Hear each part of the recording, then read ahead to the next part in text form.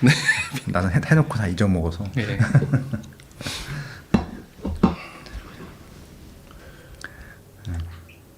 물 더 갖다 줘? 아니면 요거면 될 것 같습니다. 네.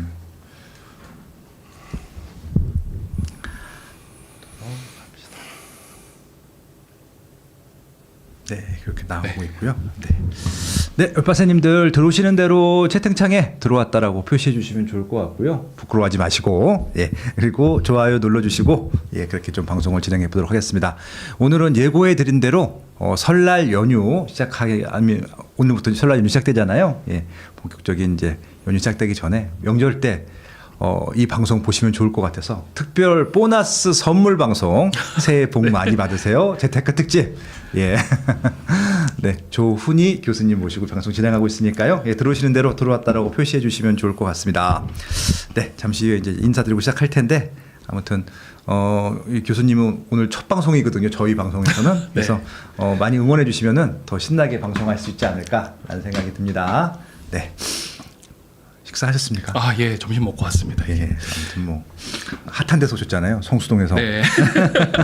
아무래도 학교도 네. 성수동에 있고 집도 제가 성수동에 있고 그러니까, 그러다 보니까 예. 아, 네, 그쪽에서 주로 생활하고 얼마나 있습니다. 좋으세요? 그 변화의 그 중심에서 그것들을 눈으로 매일 확인하시고 네. 그리고 또 답사 프로그램도 뭐 진행하시고 예. 뭐 그러시던데 보니까. 네, 예. 뭐 학생들하고 기업인들 그리고 주로 이제 시행사나 시공사 분들이 많이 오세요. 그래서 네. 성수동에서 이제 입지 분석하는 거 그리고 저희가 아무래도 상권이라 이런 분석을 많이 했었기 때문에 그 안에서 어떻게 상권이 역사적으로 뭐 바뀌고 있는지 그리고 네. 앞으로 어떻게 될 건지 예. 이런 답사 프로그램도 진행을 하고 있습니다. 알겠습니다. 그런 또 콘텐츠도 같이 할 수 있는 시간이 또 있으면 또 소개해드리도록 하겠습니다. 네, 아무튼 오늘 휴일인데 이렇게 실시간 함께해 주신 여러분께도 감사의 말씀을 드리고요. 새해 복 더 많이 받으세요, 여러분들은. 예, 새해 복 많이 받으십시오. 네. 예, 이제 2시 됐으니까 네. 바로 시작을 해보도록 하겠습니다. 네. 인사부터 드리겠습니다. 안녕하세요. 안녕하세요. 네, 오늘 빠세 초대석에서는요. 한양대학교 교수님이시고요. 저는 이분을 뭐 정말 부동산 분야에 있어서는 많은 다양한 경험을 해오셨고 뭐 투자뿐만이 아니라 이렇게 또 학계에서도 또 여러 가지 활동들을 하고 계시고 실제 교수님으로 활동하고 계십니다. 학교도 무려 한양대학교고요. 그래서 학계에서 그리고 현장에서 그리고 또 강의 또 이런 또 저술 모든 부동산 면에서 맹렬하게 활동하고 계신 조훈이 교수님 모시고요. 오늘 재테크의 정석이라는 주제로 한번 이야기를 나눠볼까 합니다. 안녕하십니까 교수님? 아, 네. 안녕하십니까 소장님. 네. 네. 보통 자기소개하라고 하면 어떻게 하십니까? 한번 해주시면 좋겠어요. 보통 자기소개는 저는 이제 한양대학교 부동산융합대학원 지금 네. 투자금융 전공 겸임교수로 재직을 하고 있습니다. 아유 멋있다. 네, 그걸 하면서 동시에 네. 제가 부동산 종합관리회사도 같이 운영을 하고 있습니다. 작게는 뭐 시행부터 시작을 해서요. 네. 현재 뭐 운영 매각까지 다 부동산 전체 사이클을 다 관리하고 있는 회사로 운영을 하고 있고요. 시작부터 엑시까지 다 담당하고 계십니다. 얼마나 전문가인 줄 아시겠죠? 네. 이것들 실제 그리고 실제 시장과 학계에서도 양쪽을 접목하면서 양쪽을 다 설명해 주신 진짜 어마어마한 분이십니다. 그리고 이제 오늘 얘기하기 전에 최근에 책이 나온 게 하나 있어요. 네. 바로 이 책인데요. 아빠 부동산이 뭐예요? 예, 이 책이 있었고요. 이 세 번째 책이시잖아요. 예.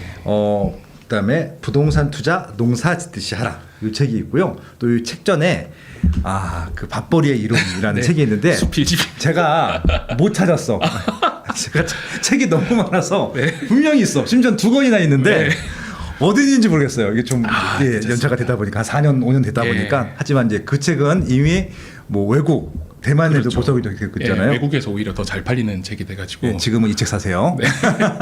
특히 이게 신권이니까 이 아빠 부동산이 뭐예요? 라는 책을 좀 많이 이용해 주시면 좋을 것 같습니다. 네.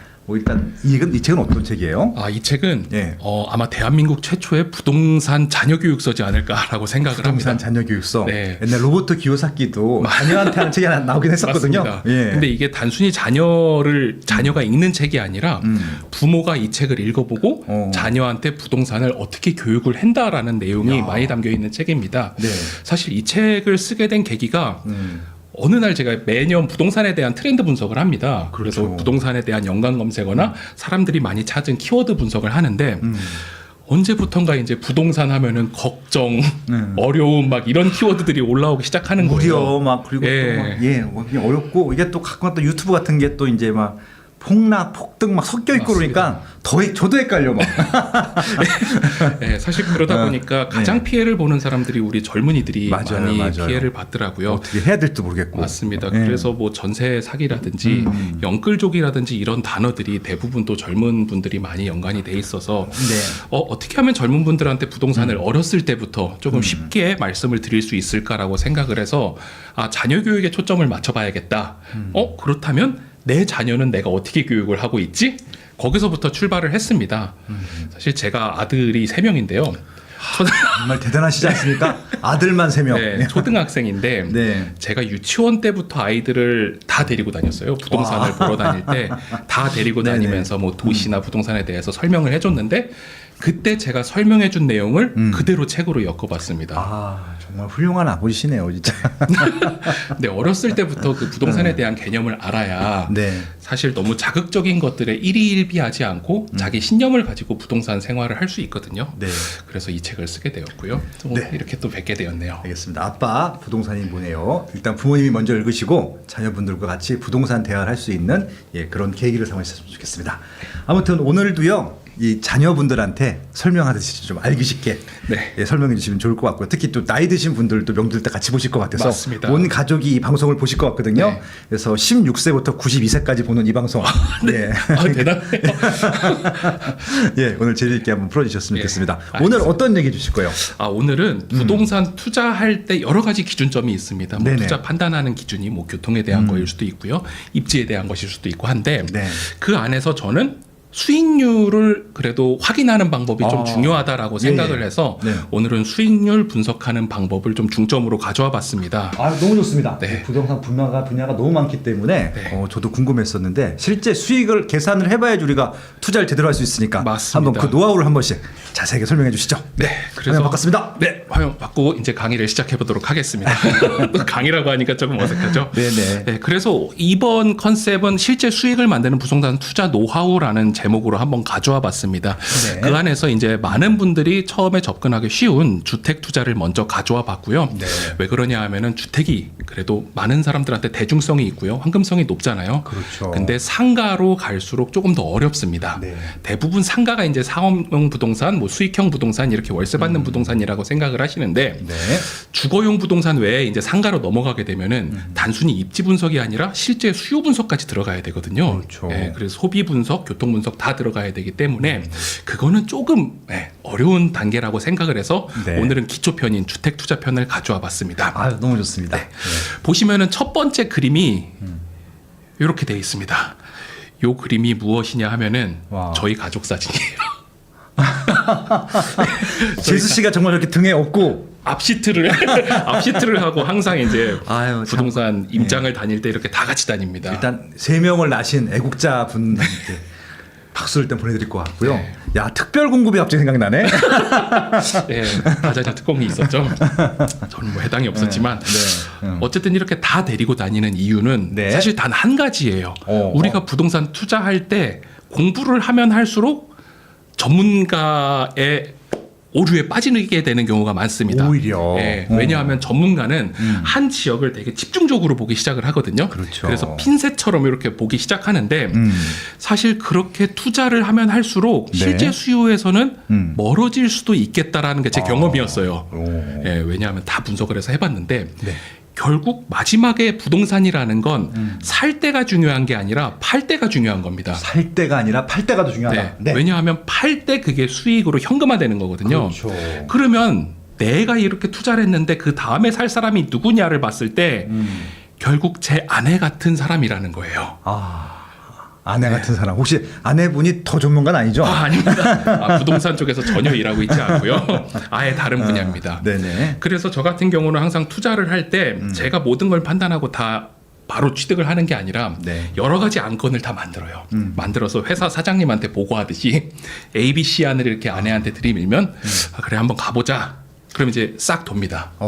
싹 돌고 나서 마지막에 아내가 난 여기가 좋을 것 같은데 그렇게 선택을 해주는 곳에 주로 투자를 하려고 하고 있어요. 너무 좋네요. 왜 그러냐 하면 떠먹여주는 느낌이 드는데 모르고 있으면 근데 그래야 결국 다음에 살 사람은 다른 집의 또 어머니이기 때문이에요. 그렇죠, 그렇죠, 예. 맞습니다. 네. 그래서 이런 부분을 좀 함께하고자 이 사진을 보여드렸는데 그렇게 가족과 함께한다라는 거 아마 어려우실 거예요. 그렇죠. 예, 주말에 뭐 놀고 싶고 뭐 쇼핑도 해야 되고 하는데 이렇게 시간을 다 쪼개서 저는 거의 10년 이상을 다녔거든요. 네, 이거는 재수 씨도 정말 이렇게 받아들이는데 맞습니다. 선입관이 없으신 것 같아요. 왜냐면은 보통은요 한쪽이 부동산을 열심히 하면은 상대방은 싫어해. 네, 그런 쪽이 많죠. 특히 초보자분들은 더 그렇더라고요. 네. 저도 솔직히 그랬거든요. 아. 그 와이프 분이 한 20년 전엔 날 별로 안 좋아했어. 막 투기꾼이라고 하면서 막. 진짜. 근데 이렇게 또 가족하고 같이 다니다 보면은 맞아요, 이해를 맞아요. 해주시게 네, 되더라고요. 그러니까 뭔가 베네핏이 있어야 될 것 네. 같더라고요. 맞아요. 예, 네. 그래서 부동산 투자를 하면은 사실 이런 노력들이 필요하다라는 걸 좀 말씀을 드리면서 시작을 해보려고 맞습니다. 합니다. 네, 맞습니다. 네. 처음에는 간단히 제 소개가 있는데요. 하시면 돼요. 네. 짧게 넘어가겠습니다. 음. 저는 주로 이제 교수로서 되게 오랫동안 생활을 한 건 아니고요. 많은 분들처럼 그냥 평범한 회사원이었습니다. 예, 한 15년, 17년 정도 회사 생활을 한 것 같고요. 네. 예, 그 안에서 이제 부동산 업무를 하기 시작을 했습니다. 그래서 업무적으로 부동산을 맨 처음 배우기 시작을 했고 그러다 보니까 뭐 은행 지점을 개설하거나 뭐 폐쇄하거나 네. 혹은 뭐 현대캐피탈의 지점을 개설하거나 폐쇄하거나 이런 업무들을 주로 했었습니다. 그렇게 하면서 뭐 코람코 자산운용이라는 부동산 펀드 회사에서 유명하죠. 예, 네. 부동산 투자를 주로 또 했었고요. 그 안에서 또 매각도 하고요. 그렇게 부동산에 대해서 뭐 관리부터 운영 그리고 메인 매각 예, 그리고 리테일 오피스에 대한 부분까지 다 같이 좀 경험을 하고 나서 그때 사실 회사를 다니면서 야간에는 대학원을 다녔어요. 아, 진짜 열심히 사셨네요. 와, 멋지다. 그래서 야간에 대학원을 다녀서 지금 뭐 박사를 졸업하고 현재는 뭐 한양대학교에서 교민교수로 같이 활동을 하고 있습니다.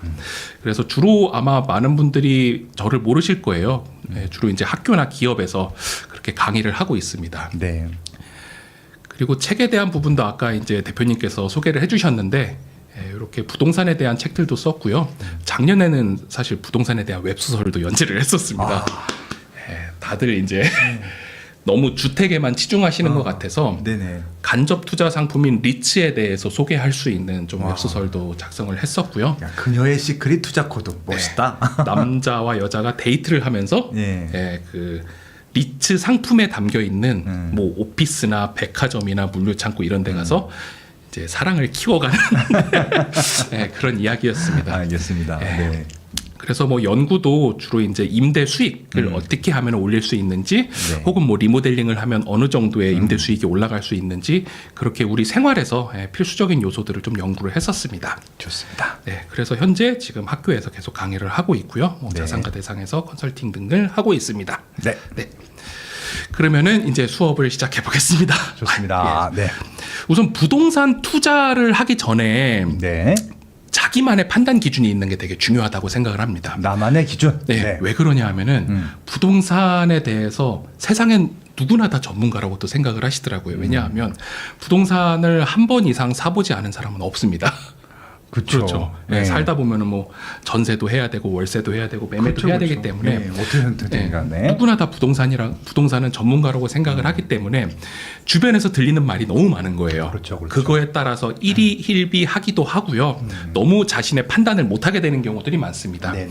그래서 진짜 부동산 투자자라면은 나만의 기준을 우선 가지고 있어야 되지 않을까라는 생각으로 요거를 준비를 해왔습니다. 네. 그래서 오늘은 수익형 부동산을 중심으로 좀 말씀을 드리려고 해요. 예, 매매 차익을 얻는 부동산은 사실 미래를 좀 예측해야 되는 측면이 있기 때문에 네. 가장 확실하게 현재를 볼 수 있는 것이 이제 수익형 부동산이거든요. 네. 그래서 그거에 대한 기초적인 단어, 개념부터 한번 설명을 드리도록 하겠습니다. 좋습니다. 우리가 아마 임대 수익이라고 얘기를 할 거예요. 임대 수익. 운용 수익을 임대 수익이라고 하시는 경우도 있는데 맞는 용어는 운용 수익입니다. 운용 수익. 내가 부동산을 운용함으로 인해서 얼마의 수익이 날 것이냐라는 거죠. 그렇죠. 즉 수익이 높아지기 위해서는 뭐가 있을까요? 결국 임대료가 높아야 됩니다. 맞습니다. 네. 그리고 관리비가 낮아야겠죠. 되고. 예. 근데 많은 분들이 관리비는 또 생각을 안 하시고 임대 수익만 생각하시는 경우가 있어요. 그래서 임대료랑 관리비 요거는 바로 이 건물 안에서 수익을 책정할 수 있는 요소고요. 네. 그 이외에 영향을 미치는 요소들이 있습니다. 여기 그래프를 보시면은 공실률이 뭐 낮아질수록 임대 가격 지수는 올라가는 형태를 보여주고 있지 않습니까? 즉 시장에 수요와 공급, 즉 갑자기 상가가 막 공급이 된다. 신도시에 그런 경우들이 많잖아요. 그렇죠. 한 번에 상가가 공급이 되면은 임대료는 어떻게 되겠어요? 당연히 떨어집니다. 그렇게 떨어지는 경우도 있고요. 예를 들어 시장 이자율이 갑자기 떨어진다. 네. 그러면은 임대 수익을 가지고 있는 상가들의 가격은 오히려 올라가는 측면도 보여주고 있습니다. 그렇겠죠. 왜냐하면 수익률과 이자율을 비교해서 사람들이 투자를 하기 때문에 그런 현상도 보여지고 있는 거죠. 그렇죠. 그래서 임대 수익은 사실 매매 차익에 비교해서 그렇게 크진 않아요. 우리가 뭐 월세 받아봤자 네. 뭐 몇 천만 원을 받는 거는 개인으로서는 좀 어려움이 있잖아요. 몇 천만 원은 뭐 기업이죠. 뭐. 진짜 진정한 의미의 우리가 꿈꾸는 건물주고 맞습니다. 네. 근데 이제 많은 분들이 주택에서 네. 뭐 몇 억을 벌었다 이런 얘기들에 너무 현혹이 되다 보면은 사실 그런 거를 조금 약소하게 생각할 수 있어요. 그렇죠. 네, 내가 한 달에 몇백 벌려고 겨우 부동산 투자를 하나 이런 분들도 계시는 것 같아요. 근데 맞아요. 시간이 가면 갈수록 사실 캐시플로우에 대한 중요성은 인지가 되고 있는 상황입니다. 맞아요. 그래서 한국의 대부분 뭐 일본이나 미국에 대한 그런 나라들도 운영 수익에 좀 더 측점을 둔, 즉 우리나라는 매매 차익으로 분양하고 다 빠지는 형태로 되고 있지만 네. 선진국 같은 경우는 계속 운영을 하기도 합니다. 시행사에서. 그래서 그런 트렌드가 조금씩 증가를 하고 있고요. 네. 그러다 보니까 이제 운영 수익 중심의 부동산 상품이 계속 많이 출시가 되고 있죠. 뭐 오피스텔도 그렇고요. 네. 뭐 구분 분양 오피스도 있습니다. 그리고 뭐 호텔도 그렇게 분양하기도 하고 지식산업센터 맞습니다. 네. 네, 지산 예전 말로 아파트형 공장이죠. 아파트 공장. 네. 요새는 또 아파트형 주택도 있더라고요. 뭐 아파텔 뭐 여러 가지 나왔더라고요. 네, 그러니까 이게 옛날에 네. 그 도시형 생활주택인데 네. 그렇게 쓰는 사람들이 이제 부정적인 인식이 있으니까 아파트형 주택이 뭔 얘긴가 했더니 그게 그거였더라고요. 맞습니다. 네. 정말 어려운 용어들이 많습니다. 네. 네. 그리고 뭐 임대주택, 요즘에는 뭐 노인용 주택 이런 것도 많이 개발이 되고 실버주택. 있는, 네. 개발이 되고 있는 상황입니다. 네. 근데 이런 수익형 부동산, 즉 월세를 받을 수 있는 부동산은 대부분 뭐로 평가가 되느냐? 운영 수익, 즉 임대료를 얼마 받을 수 있느냐에 대해서 평가가 된다라는 거예요. 그렇겠죠. 이거는 뭘 뜻하느냐? 어떻게 보면 부동산도 하나의 투자 상품이라는 겁니다. 그렇겠죠. 네, 내가 1억을 투자했을 때 한 달에 얼마를 받을 수 있느냐, 요거를 판단할 수 있는 게 이제 수익형 부동산이거든요. 네. 계속 요거를 말씀드리는 이유는 부동산을 계속 또 전문적으로 하다 보면 이 세상을 부동산만으로 보시는 경우가 있어요. 그러니까 뭐 아파트가 갑자기 규제가 세졌다? 네. 그러면은 상가를 보시는 경우가 있고 그러다가 상가 수익률보다 뭐 지산의 수익률이 높네? 그럼 또 지산을 투자하시는 경우도 있고 그렇게 부동산 안에서 움직이시는 경우가 대부분인데 네.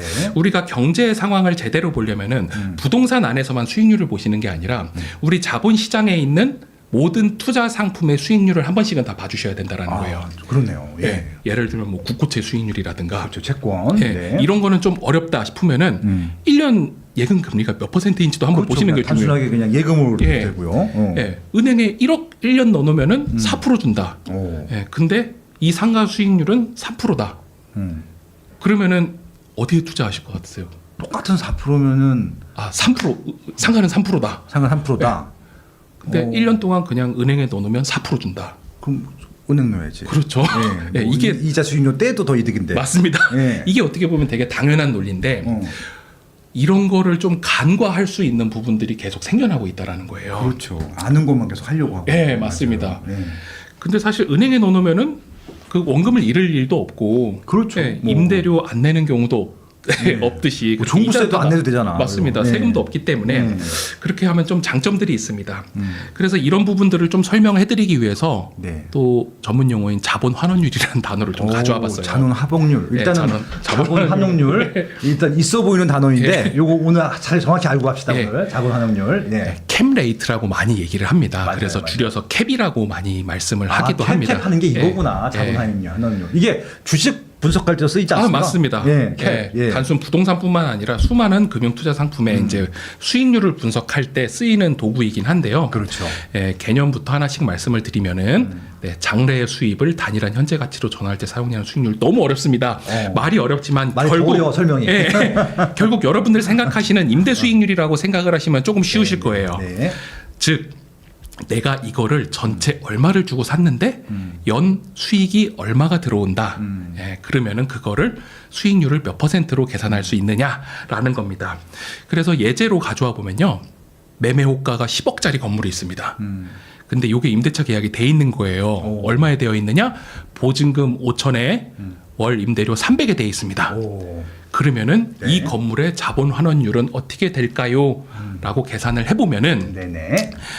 300만 원이 월세니까 12개월 곱했습니다. 그럼 연 얼마가 들어오는지가 나오는 거죠. 예. 예, 그게 3,600만 원이고요. 그렇겠네요. 뭐 매매 호가에서 보증금 5천을 빼봤습니다. 네. 그럼 9억 5천만 원이죠. 네. 그래서 요걸 그냥 나누면 단순히 3.79%. 어. 이렇게 나오는 거를 이제 자본 환원율이라고 생각을 하시면 됩니다. 어. 근데 요 안에 보시면은 제가 지금 임대료만 넣었잖아요.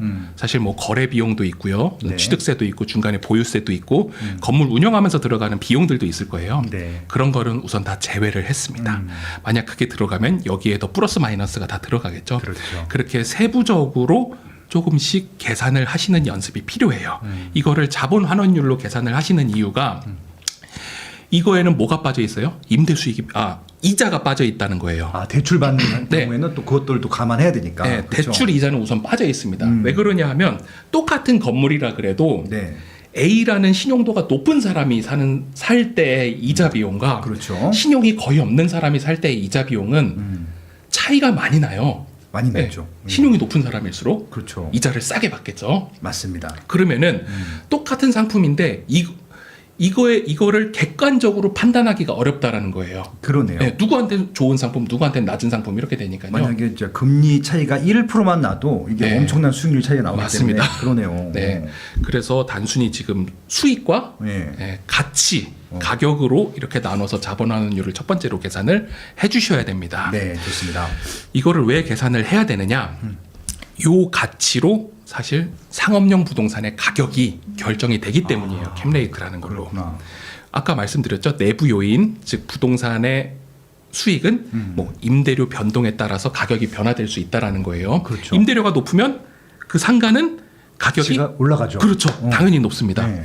이렇게 가격이 변화가 되기도 하고요. 네. 외부적인 요인으로 하나 예시를 가져와 봤습니다. 네. 이 부동산의 임대 수익률, 아까 말씀드린 뭐 자본환원율로 다시 한번 말씀을 드리면 네. 이 부동산의 임대 수익률이 자본환원율이 예를 들어 4%예요. 네. 근데 시장 이자율이 아까 뭐 5%가 될 수 있다. 그러면은 시중에 있는 돈은 어디로 가겠어요? 글로 가겠지. 예, 그쪽으로. 이자로 가는 거예요. 예. 그러면은 이 상가를 사고자 하는 사람들은 수요가 적어집니다. 네. 그럼 당연히 가격도 내려가게 되는 내려갔죠. 거예요. 예. 그렇죠. 그렇게 외부 요인에 의해서도 상업용 부동산은 계속 가격이 왔다 갔다 할 수 있다라는 거예요. 이거를 판단하기 위해서 우리가 쓰는 게 아까 말씀드린 자본 환원율 개념인데 이거를 조금 뒤집어 봤습니다. 산식을 조금 뒤집은 거거든요. 네. 그래서 아까 여기서 보시면은 10억짜리 건물이었잖아요. 네. 월 임대료 300짜리였는데 그래서 10억짜리 건물에 보증금 5천, 임대료 300, 임대차 계약이 되어 있는 경우 아까 봤던 자본환율이 3.79%였어요. 3.79였죠. 네. 네. 3.79%짜리 투자 상품인데 어. 새로운 매수자가 나타났어요. 매수자가 나타나서 나는 목표하는 자본환원율이 5%예요. 라고 얘기를 하는 거예요. 네. 그럼 이 건물을 얼마에 팔아야 되느냐? 역산하는 거구나. 네, 역산을 하는 겁니다. 그러면 이 산식을 또 역으로 가져오는 거예요. 300만 원 네. 곱하기 12개월. 네네. 이게 운영 수익이죠. 나누기 매수자가 나는 5% 상품으로 주세요라고 했으니까 5%를 나누면은 10억짜리 건물이 얼마가 되느냐? 7억 2천만 원짜리 된다. 그렇죠, 그렇죠. 즉 가격이 낮아졌는데 네. 임대료는 그대로기 때문에 어떻게 보면 수익률은 올라간다는 올라가는 거예요. 거죠. 네. 네. 거기에 보증금을 더하면 이제 7억 7천만 원짜리 건물이 될 것이다. 아. 그래서 가격은 결국 낮아졌지만 부동산 가격이 떨어졌다 그러면 다들 막 혼돈스러워 하시거든요. 근데 상업용 부동산에서는 오히려 가격이 떨어졌을 때가 수익률이 높아질 수 있는 상황일 수 그러네요. 있다. 단 임대료가 그대로 있을 그렇죠. 때라고 이제 해당이 되는 겁니다. 그래서 가치 판단을 이렇게 캡레이트로 조금씩 하실 수 있다라는 거를 보여드리고 이거를 계속 말씀드린 이유는 결국 내가 부동산에 투자를 해야 되느냐 말아야 되느냐에 뭐가 필요하다라고 말씀을 드렸나요? 기준이 필요하다 그랬잖아요. 기준이 필요하다. 네, 그 기준을 산정하기 위한 기대 수익률을 만들기 위해서 요거를 말씀드린 거예요. 기대 수익률. 드디어 네. 기대 수익률 개념이 나옵니다. 드디어 나왔습니다. 네네. 네. 기대 수익률은요. 이 산식으로 하시면 됩니다. 내가 그냥 5%가 좋아. 5%가 난 5%면 됐어라고 해서 5%로 기대 수익률을 딱 픽스하시는 게 아니라 네. 시장에서 한번 봐달라는 거예요.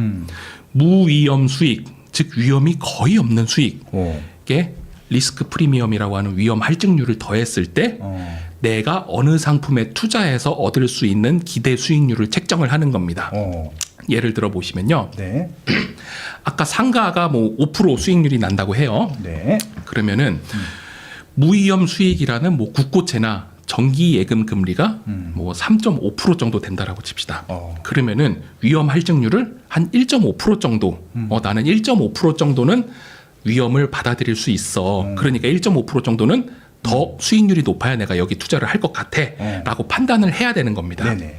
그러면은 이 무위험 수익은 어디서 볼 수 있냐? 바로 여기 보시면은 한국은행에 바로바로 나와요. 보시면은 제가 10년치 국고채 수익률을 가져왔습니다. 3년 만기 국고채 수익률인데 보시면은 2019년부터 2021년까지는 국고채 수익률이 떨어져 있죠. 계속 떨어지는 상황을 보입니다. 즉 무위험 수익률이 떨어진 거예요. 그러면은 전체적으로 기대 수익률은 낮아지는 겁니다. 네. 예. 그러면은 부동산에서 수익률이 낮아지면 가격은 어떻게 될까요? 올라가게. 예, 역으로 올라가는 상황이 이때 발생을 한 겁니다. 근데 2021년부터 보면은 국고채 수익률이 급격하게 올라가기 시작합니다.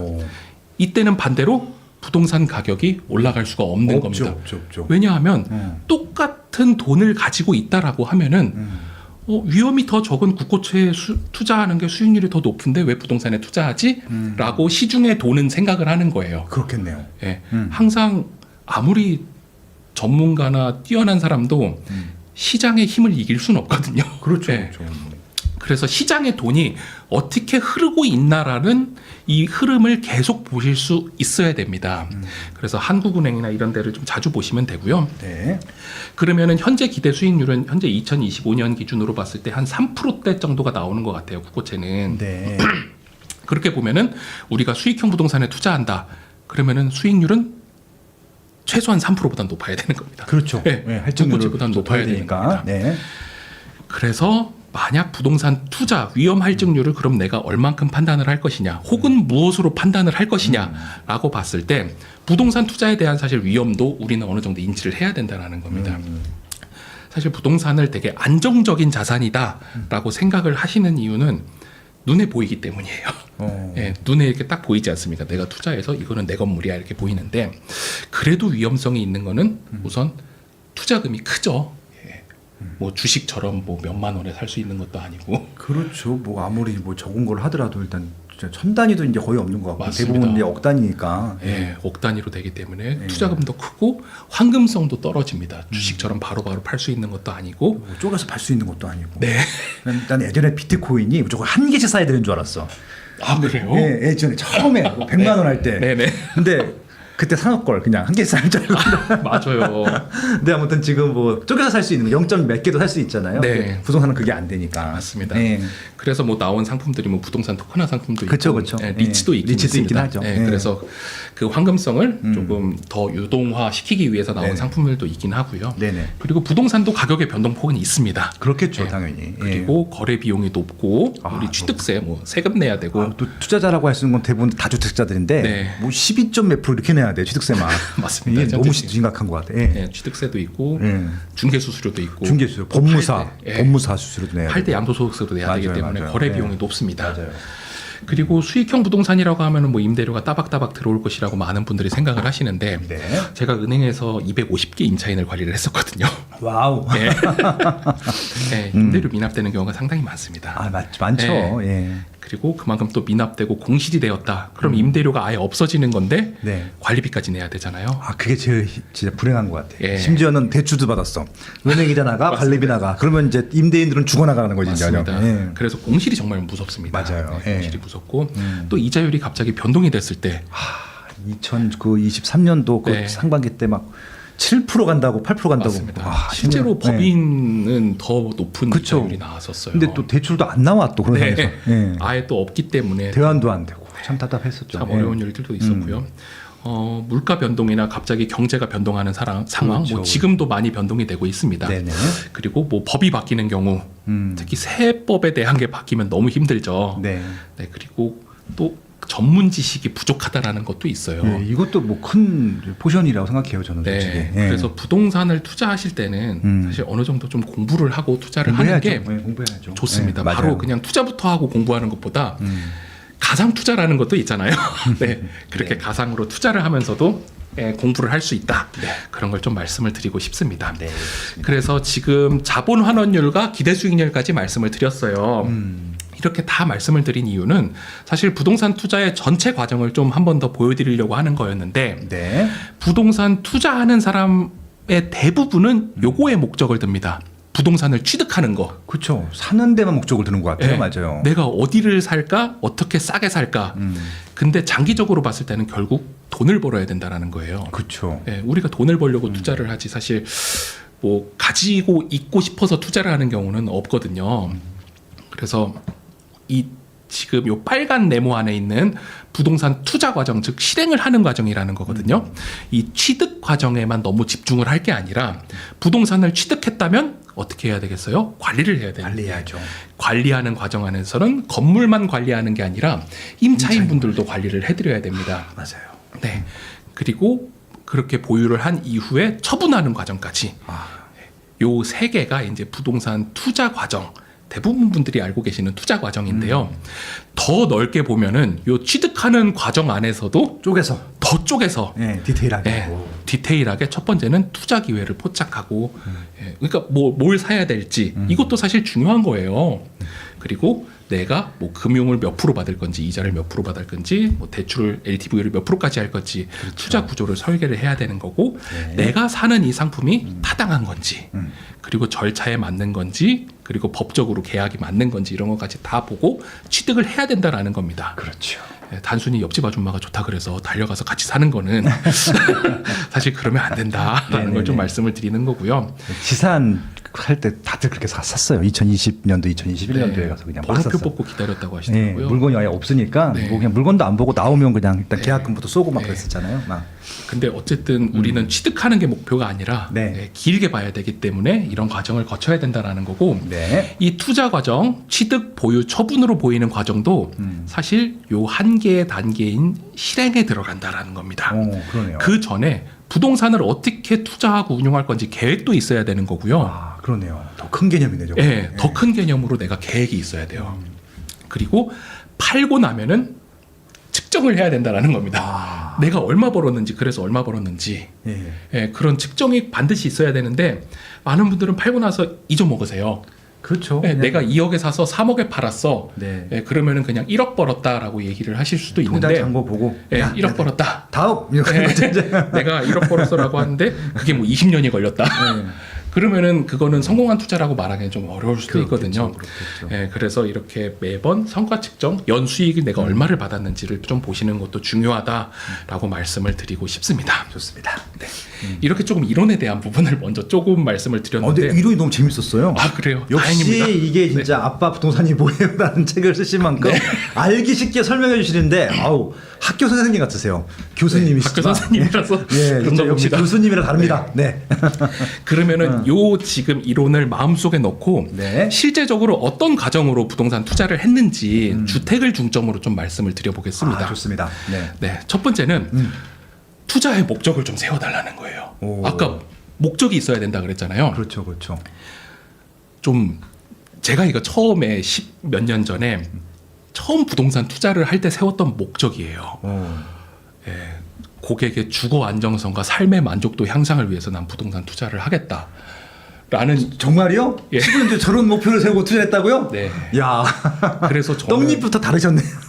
저는 대부분 사실 월세로 세팅이 돼 있습니다. 예, 야. 전세로 돼 있는 주택이 아니라 월세로 이제 주택을 조금 더 싸게 구입을 했고요. 네. 그 방법은 제가 뒤에 가서 한번 말씀을 드리겠습니다. 좋습니다. 네. 그리고 월세 수익률을 높여서 네. 높이기 위해서 제가 직접 공사를 하고 셀프. 예, 셀프 인테리어, 대부분 셀프 셀프를 공사. 했었고요. 예. 그러면서 임대료는 공사한 거에 대비해서 낮게 측정을 하면은 사실 그분들한테는 1, 2만 원 차이지만 제가 싸게 살 때는 1,000, 2,000 차이거든요. 아우 좋네요. 예, 그러면은 그분들은 부담은 줄어들고 저는 수익률은 높아지는 거예요. 그래서 그런 식으로 투자를 했었는데 네. 이 목표를 왜 세우게 되었냐라는 거예요. 네네. 우리가 삼성전자의 목표가 무엇일까라고 보면은 뭐 현대자동차 대기업이잖아요. 네. 성공한 대기업들의 목표는 삼성전자 같은 경우는 뭐 핸드폰을 많이 팔아서 돈을 번다. 뭐 현대차가 그랜저를 많이 팔아서 돈을 번다. 이런 목표가 아니에요. 목표가 뭐 사람을 중심으로 하고 뭐 기술을 향상시키고 이런 게 있거든요. 네네. 근데 부동산 투자를 할 때 많은 분들의 목표는 내가 그냥 돈을 벌겠다라는 거에 너무 초점이 맞춰져 버린다는 거예요. 그렇죠. 근데 그거의 가장 단점이 사람이 목표를 잃어버리면 방황하게 되거든요. 네. 그래서 부동산 투자를 해서 처음에 가격이 오를 때는 너무 신나다가 가격이 떨어지고 자기가 돈을 잃기 시작을 하면은 손을 놔버리는 경우가 많습니다. 그렇죠. 더 이상 부동산 투자를 하지 않고 떠나는 겁니다, 이 판을. 네네. 예. 근데 그렇게 하면은 장기적으로 투자를 할 수 없다라는 거예요. 네. 근데 장기적으로 투자를 할 수 없으면 부동산에 대한 경험도 지속적으로 쌓을 수 없고 인사이트도 얻기 어렵습니다, 사실. 네네 맞습니다. 단발성인 지식에 끝나기 때문에 그런 부분을 빼기 위해서 저는 이렇게 목표를 잡았었고, 네. 근데 목표만 가지고 있는 게 아니라 4가지 실천 방안을 세웠다라는 거예요. 요 4가지는 내가 기준으로 잡겠다. 이거는 반드시 지켜야 된다라는 게 첫 번째는 임대 수익률은 고려하자. 그래서 아까 제가 캠레이트랑 임대 수익률을 한번 말씀을 드린 거예요. 그러네요. 예. 그리고 두 번째는 임차인의 보증금 반환과 주거지 이전에 대한 불안정성은 해소를 해주겠다. 왜냐하면 임차인들이 제일 불안해하는 거는 뭡니까? 결국 내 전세금을 언제 띄일까? 그러니까 전세 사기 문제가 예. 그런 문제 아니겠습니까? 네. 근데 월세로 세팅이 되어 있기 때문에 사실 보증금이 거의 그렇죠, 없었고요. 그렇죠. 예. 그래서 임차인 보증금 반환할 돈은 항상 제가 좀 보유를 하면서 투자를 했습니다. 즉 내가 가진 돈을 다 가지고 오지 않았다라는 거예요. 일부 남겨두고 좀 안정적으로 하기 위해서 이렇게 시작을 했었고요. 네. 또 임차인이 뭐가 힘들다라고 하면 바로 가서 고쳐주기도 했었고. 야 이건 진짜 대기업의 마인드인데 진짜. 네. 그래서 제가 그때 뭐 서울역에서 근무할 때였는데 저 경기 북부에 있는 주택에서 변기 뚜껑이 안 빠진다고 전화가 오신 거. 변기 뚜껑이 깨졌다. 근데 이제 그게 참 애매하거든요. 변기 뚜껑은 항상 이사하실 때마다 말이 많아요. 네. 변기 뚜껑을 빼놓고 가면은 그거 껴놓고 가라. 사실 그렇기 때문에 변기 뚜껑은 또 임대인의 몫이 아니냐라는 말씀을 해주셔가지고 비가 오는 날 제가 정장을 입고 거기까지 갔어요. 퇴근하고. 그래서 그때 롯데마트에 가가지고 네. 변기 뚜껑을 사서 정장을 입고 밑에서 누워서 이 화장실에서 갈아드렸던 기억까지 납니다. 예, 맞아요. 이게. 예.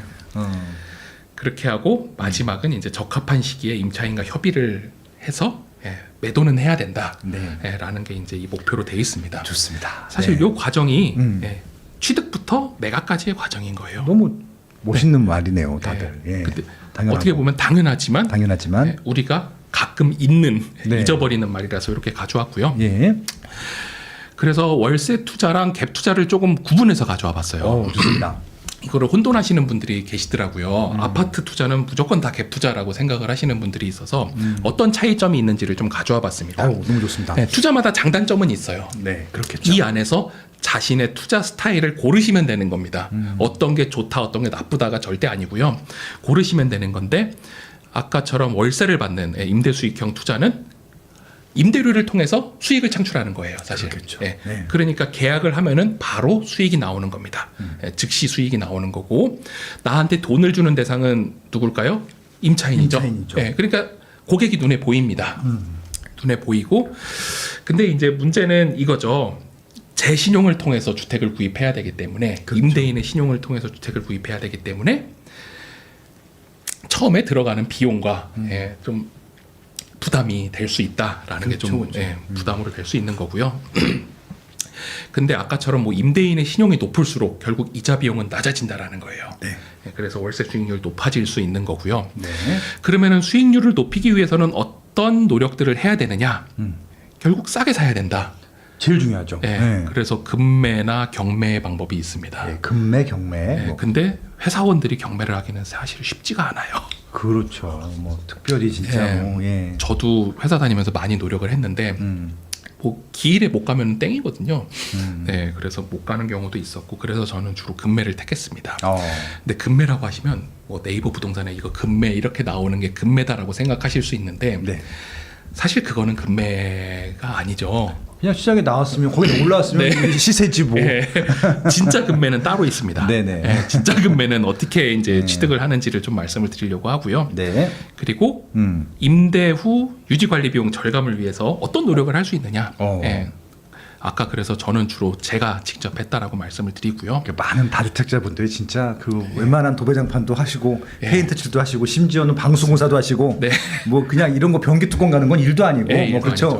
아 제가 그렇죠. 어지간한 건 다 하는데 아 도배는 정말 못 하겠더라고요. 아 근데 그거는 진짜 그 가성비가 떨어지는 것 같아요. 시간이 너무 많이 들고. 도배는 해봤는데 도배지도 울고 저도 맞아요. 울고 막 같이 임차인도 싫어해. 같이 우는 거예요 그냥. 차라리 임차인이 자기가 하겠다고. 내 돈으로 내가 하겠다. 그리고 이자 비용 절감 계속 해야 되고요. 신용을 활용해야 되니까 어떻게 보면 회사를 다니는 게 조금 신용을 회복하는 데 좋습니다. 이거 되게 중요한 말인 것 같아요. 회사가 다녀야 대출이 일단 나와요. 네, 그리고 이자도 낮게 나옵니다. 맞습니다. 예. 네, 그리고 이런 임대 수익형 투자는 뭐 가지고 있을 때는 임대 수익도 발생을 하고요. 팔았을 때는 매매 차익까지 확보 가능하다라는 거예요. 이게 꼭 먹고 알 먹고 일석이조가 되죠. 그렇죠. 네. 근데 팔 때 이 집이 월세 살았던 집이든 전세 살았던 집이든 시세는 똑같아요. 네. 예, 그렇기 때문에 사실 팔리는 가격이 월세라고 하시면은 아 너무 싸게 팔리는 거 아니야라고 걱정을 하시는 분들이 계시는데 어쨌든 팔리는 가격은 똑같다라는 거를 말씀을 드리고 싶고 또 월세가 세팅이 돼 있으면은 매매 가격이 빠져도 심리적 불안감은 적습니다. 그렇죠. 버틸 수 있으니까. 예, 버틸 수 있다라는 거예요. 그게 가장 큽니다. 그리고 매매 가격이 떨어졌을 때 월세 가격이 같이 크게 떨어지는 경우는 거의 보지 못했습니다. 그만큼 우리나라가 임차 가격이 높지가 않은 거야. 맞습니다. 주택 부분은 정말 높지가 않게. 전 세계에서 제일 낮다고 그러더라고요. OECD 평균 제일 낮다고. 맞습니다. 네. 그래서 불안감도 적고 맞아요, 그리고 맞아요. 가격이 빠지면은 버틸 수가 있어요. 계속 그 돈을 받으면서 버티고 다음 장이 올 때까지 기다릴 수가 있는 거거든요. 좋네요. 네. 그래서 이런 특징들을 가지고 있습니다. 네. 또 반대로 매매 차익형 투자, 우리가 갭 투자라고 말씀드리는 아파트는 다 갭 투자인 줄 아죠, 사람들이. 이런 투자는 어떤 장단점이 있느냐? 요거의 목적은 매각 시점에 매수자로부터 수령하는 매매 차익을 통해서 미래의 수익이 창출되는 겁니다. 그러네요. 즉 현재는 내가 이게 수익이 창출될지 안 될지는 알 수가 없어요. 확정되지 않았죠. 확정되지 않은 미래의 수익입니다. 그래서 대부분 보시는 게 과거의 상승 그래프를 보시고 미래에 어떻게 될 것이다. 그렇게 투자를 하시는 분들이 계십니다. 이런 투자의 고객은 미래의 불특정 매수인이라는 거죠. 누가 매수할 건지 고객에 대해서 조금 불안한 불안한 측면들은 있고요. 구매를 했을 때 그 대신에 부담은 적습니다. 왜냐하면 임차인의 전세금을 통해서 이 집을 구입을 하는 거고 은행에서 대출을 받으면 이자를 내야 되는데 임차인이 준 전세금은 이자가 없죠. 이자가 없기 때문에 조금 더 투자를 하기에 수월한 경향을 보인다라는 겁니다. 그래서 이거는 현재의 수익률하고는 무관한 투자입니다. 현재의 수익률을 측정을 하기가 어려워요. 미래의 수익이기 때문에. 근데 이것도 당연하게 보증금 반환을 위해서 안정성은 확보를 해야 되는 거고요. 그리고 미래 시장 상황에 대해서 지속적인 모니터링은 똑같이 해주셔야 된다는 겁니다. 그리고 상승장의 높은 수익률, 사실 상승장의 레버리지 효과로 높은 수익률을 볼 수 있는 게 사실 갭 투자입니다. 그렇죠. 이거는 뭐 수익률이 진짜 내 돈이 조금 들어가니까 그만큼 수익률이 확 높은데 진짜 몇백 프로, 심지어는 뭐 1000%도 나올 수 있는 잘하면. 근데 반대로 생각해 보면은 그만큼 빠질 수도 있다라는 거예요. 아, 그럼요. 하이 리턴 하이 리스크 아니겠습니까? 맞습니다. 하이 리턴 하이 리스크고 레버리지 효과라고 하시면 대부분 지렛대 효과로 수익이 높아진다라고만 생각하는데 반대도 있거든요. 그걸 역 레버리지 효과라고 하는데 그런 것도 반드시 우리는 인지를 하고 투자를 하셔야 됩니다. 그러니까 뭐 손실률 90% 이렇게 나오는데 이게 말이 되느냐 부동산 투자가 이게 레버리지 쓰면 그렇게 되는 거잖아요. 그렇게 되는 경우도 있기 때문에 항상 저는 장점과 단점을 다 말씀을 드리거든요. 그러고 나서 내 기준에 맞는 투자를 하시면 되는 거예요. 어느 게 좋다 나쁘다는 사실 이 시장에 없습니다. 그렇겠죠. 그 안에서 판단을 하는 거고요. 이렇게 월세 투자랑 매매 투자에 대해서 한번 인지를 하신 다음에 네. 저는 저게 개인적인 얘기예요. 저는 월세 투자가 맞다라고 생각을 했어요. 왜냐하면 회사 다니면서 이렇게 계속 모니터링하기에는 좀 어려울 수 있겠다라고 좀 생각을 했기 때문에 그리고 회사 다니면서 월세 받으면 기분이 좋잖아요. 그렇죠. 내가 뭐 된 것 같아. 네. 뿌듯하고 막 예. 제대로 투자한 것 같고 예. 현찰이 바로바로 매달 보이니까. 맞습니다. 예. 그래서 그렇게 투자를 시작을 했었고요. 그럼 어떻게 처음에 지역을 잡았느냐? 그것부터 어려우실 거예요. 근데 네. 보시면은 그냥 서울을 기준으로 한 20km 잡아봤습니다. 그때 했던 일이에요. 왜 20km를 잡았느냐? 1시간 안에는 도달할 수 있는 거리라는 거예요. 아, 이 멋진 표현인데요. 예. 1시간 안에 도달을 하면은 해야 되는 이유는 네. 내가 요 지역은 그래도 가볼 수 있다라는 겁니다. 그러니까 묻지마 투자가 아니라는 거예요. 내가 가보고 최대한 검토를 하고 투자를 할 수 있는 지역을 가야지. 그리고 임차인이 들어왔을 때도 가서 만나야 되는 경우도 있거든요. 같이 얘기를 해야 되는 경우도 있고 뭐 계약을 연장할 거냐 종료할 거냐 이런 부분부터 해서 뭐 어디가 고장 났어요라고 하면 가서 고쳐줘야 되는 부분들이 있는데 그렇죠. 너무 멀면 못 간다라는 거예요. 그렇죠. 예. 사실 저도 지방 투자를 해봤는데 못 가겠더라고요. 너무 멀어서 못 가겠더라고요. 근데 이제 그러면 관리 범위에서 멀어지니까 네. 우리가 몸이 멀어지면 마음도 멀어진다고 하는 것처럼 쉽지 않더라고요. 그래서 저는 좀 이런 기준을 세우게 되었고 예, 아로브 사이드 아브로 마이너. 맞습니다. 예. 아유, 또 그래서 연애랑 똑같은 것. 네 맞습니다. 그 안에서 우리가 네. 직장인들이 많이 그래도 올 수 있는 곳을 현실적으로 출퇴근이 가능한 곳을 찾았다라는 거죠. 명쾌합니다. 예, 예. 왜 그러냐? 요 옆에 지도를 같이 한번 보겠습니다. 이게 서울 지도예요. 예, 네. 예, 서울 지도고 서울의 주요 업무 권역을 세 개로 나눈 겁니다. 예, CBD라고 하는 중심 업무 지구인 광화문 종로. 예. 그리고 YBD, 요 Y가 여의도의 여의도죠. 약자입니다. 예, 예. 그래서 여의도 영등포 지역. 그리고 GBD. 예, 강남. 예, 맞습니다. 예. 네, 강남 테헤란로 네. 지금 삼성까지 되어 있는 이 지역이 세 개의 업무 권역이기 때문에 여기로 출퇴근이 가능한 지역을 그래도 찾았다라는 거예요. 그러면은 단순히 거리가 가깝고 멀고의 문제가 아니라 교통으로 버스가 다느냐 지하철이 다느냐 여기까지 한 번씩 다 봤다라는 겁니다. 그렇죠, 그렇죠. 예. 근데 대부분 또 부동산 투자를 할 때 내 집 옆에서 시작을 하라 뭐 이런 이야기도 있는데 네. 그거는 무조건 내 집 옆에가 좋다라는 게 아니라 그 지역에 익숙해지라는 이야기예요. 그렇죠. 네, 예. 익숙해진 다음에 그 지역을 투자하라는 거지.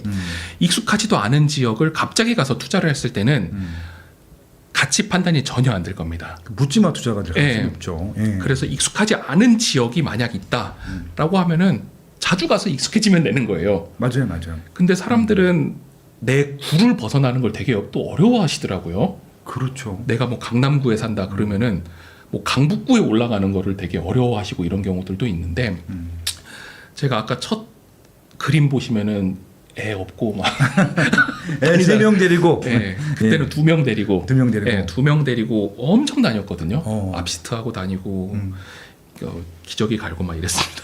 근데 그렇게까지 계속 다녀봐야 된다라는 거예요. 그렇죠. 예, 그런 노력이 있을 때 좀 지역이 익숙해진다라는 겁니다. 예.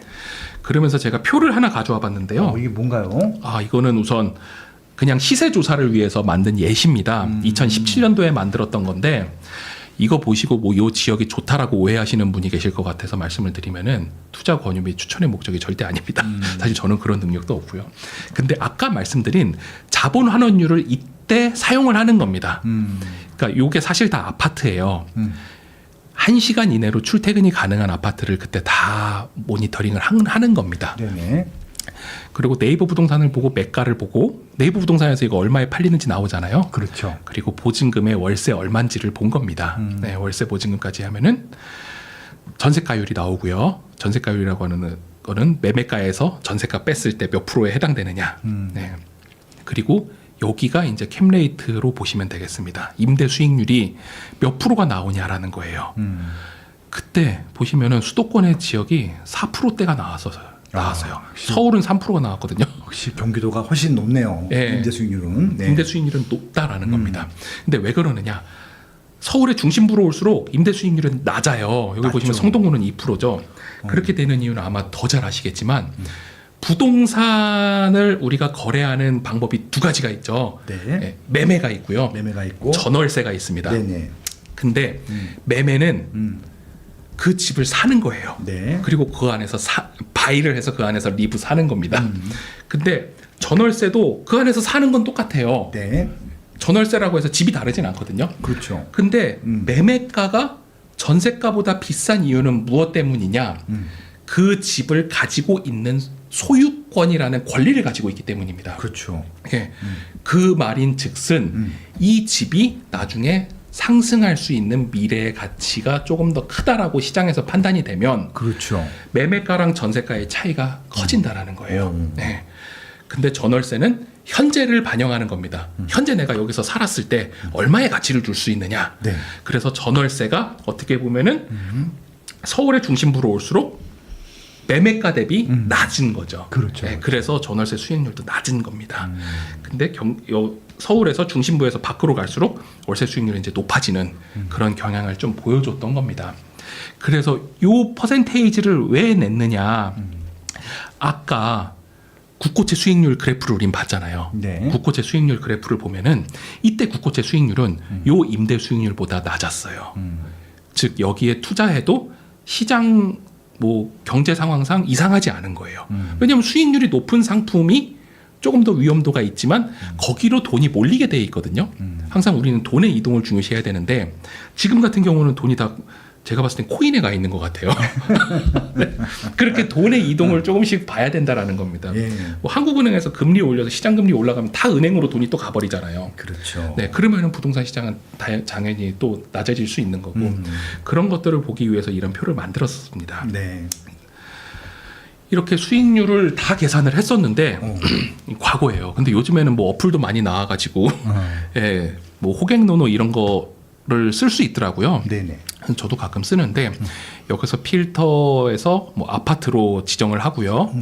매매가 그리고 매매로 검색을 하고 뭐 2억 미만짜리 아파트 그리고 500세대 이상이다.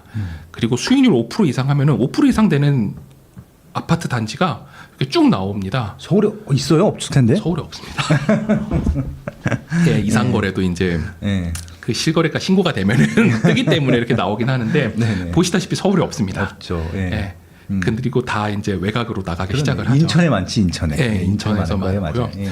근데 이제 가격이 떨어지면 조금 더 수익률이 올라간다라는 겁니다. 그렇겠죠. 그렇죠. 예, 가격이 예. 떨어지면 요 파란색 아파트 단지가 조금 더 서울 중앙부로 들어오기 시작하겠죠. 오. 근데 아파트 가격이 오를 때는 이게 점점 옆으로 갑니다. 네. 인천 바다까지 가는 겁니다. 이게 그래프가. 그래서 이렇게도 판단을 할 수 있어요. 그럼 이게 내가 지금 수익형 부동산으로 뭐 5%짜리 상품을 사겠다라고 해서 검색을 해보는 거잖아요. 네. 그러면 실제 5%냐를 또 한번 검토를 해본다라는 거죠. 그렇게 해봤을 때 네이버 부동산을 또 켜보는 겁니다. 네이버 부동산으로 이제 교차 검증을 해보는 건데 여기서도 필터로 아파트 매매가 안에서 2억 이하로 해봤습니다. 예, 대부분 2억 이하가 좀 접근하기 쉬우셔서 네. 이렇게 하고 뭐 500세대 이상으로 한번 보고 있습니다. 그래도 단지는 조금 있어야 되니까 500세대 이상으로 봤을 때 아까 보니까 의정부 지역에 많은 아파트들이 떴다라는 겁니다. 여기서 보면 의정부 지역에 많이 떠 있거든요. 그래서 의정부 지역으로 가봤더니 수많은 단지들이 이렇게 보이는구나라는 걸로 볼 수 있습니다. 오. 그러면 요 안에 들어있는 단지들이 진짜 임대 수익률이 5%이냐? 오. 예, 우리는 실제 임대 수익률을 계산을 해야 되잖아요. 그렇죠, 그렇죠. 단순히 임대료만 보는 게 아니라 그래야지. 부수 비용까지 다 봐야 된다. 은행에 돈 안 넣고 투자를 하니까 채권 투자 안 하고 네. 예금 투자 안 하고. 네. 그럴 때는 이좀 쉬운 방법들을 가져와 봤습니다. 오. 네, 부동산 계산기라는 어플도 있고 홈페이지도 있습니다. 여기서 임대 투자 항목을 누르면은 안에 매매가나 월세 뭐 이런 거를 다 세팅을 할 수 있어요. 그러네요. 다 있네. 뭐. 네, 예. 그래서 간단히 계산을 하실 수 있고요. 네. 예를 들어서 제가 지금 그 지역에 매매가 2억 1,000짜리 아파트가 있더라고요.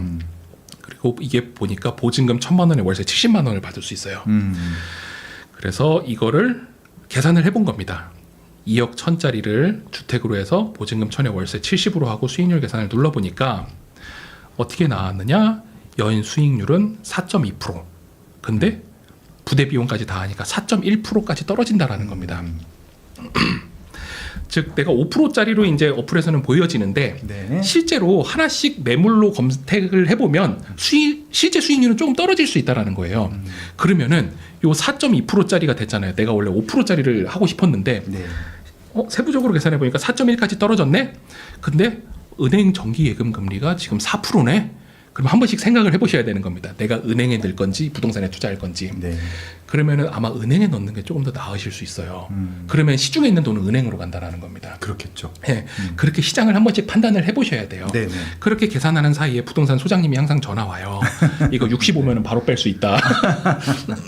네, 그럼 재밌네요. 1000에 60으로 한번 계산을 해볼까요? 해봤더니 수익률은 4%가 깨지는 3.8까지 떨어진다라는 겁니다. 이게 그냥 말로는 월 5만 원이 별거 아닌 것처럼 느껴지는데 이 부동산을 투자 상품으로 봤을 때는 거의 0.3%까지 차이가 나는 투자 상품이 된다라는 거예요. 그렇죠. 예. 그래서 여러분들이 투자를 하실 때 이 가치 판단을 어떻게 보면은 이 수익률로 하시는 게 조금 더 정확하고 객관적으로 하실 수 있다라는 겁니다. 그렇네요. 근데 우리가 또 수익률만 보고 투자를 할 수는 없잖아요. 그렇죠. 예, 향후 이 지역이 어떻게 개발이 될 것이냐. 예, 그런 건 항상 또 이제 스마트 튜브에서 저도 많이 듣고 있는데 그 팟빵으로 좀 맨날 듣고 있습니다. 아유, 좋습니다. 운전하시니까. 네, 운전할 좋죠. 때마다 팟빵을 맨날 듣고 있는데 만약 조금 빨리 우리가 간단하게 정보를 얻고 싶다라고 하면 이건 역시 네이버 부동산에서 요 옆에 개발 있습니다. 개발. 예, 개발이라고 되어 있는 거를 클릭을 하면요. 네. 예, 요 안에 뭐 GTX가 언제 예정이 돼 있는지 옆에 도시개발구역이 어디에 돼 있는지 여기는 이제 7호선 연장되는 거죠. 네. 예, 그렇죠. 의정부 경전철하고 7호선이 언제 연결이 되는지 그게 무슨 역인지까지 다 나와 있습니다. 그렇겠죠. 예. 부동산 정보라는 건 대부분 이제 공개가 되기 때문에 그럼요. 예, 몇 년 전부터 다 맞습니다. 알죠. 이거 다 알죠. 예, 뭐. 고시나 공고 자료로 다 돼 있어서 그게 다 반영이 되는 거고요. 이렇게 쉽게 확인을 하실 수 있다라는 거를 먼저 말씀을 드리고 싶습니다. 네. 근데 사실 저 같은 경우는 국토종합계획이나 국가철도망 구축계획이나 요 밑에 써놨는데 네. 도로만 종합계획, 도시기본계획 이걸 다 보고 사실 그 지자체에서 예산이 어디가 집행되는지 이런 까지 다 봅니다. 근데 그거를 다 말씀드리기에는 사실 한 학기가 가더라고요.